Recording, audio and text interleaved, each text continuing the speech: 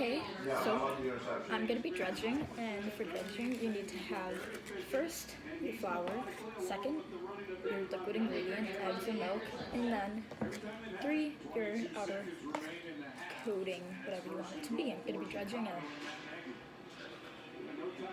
I don't know what we're gonna first we're gonna properly coat it all in flour. I'll show you me properly coating it in flour. Just be completely coated. Then going to dip it in the eggs. Make sure it's completely coated. Ooh. Then you're gonna wanna make sure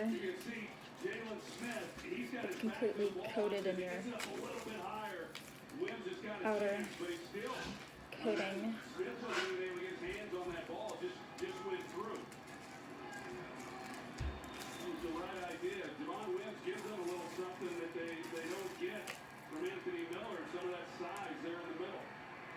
And then fry it.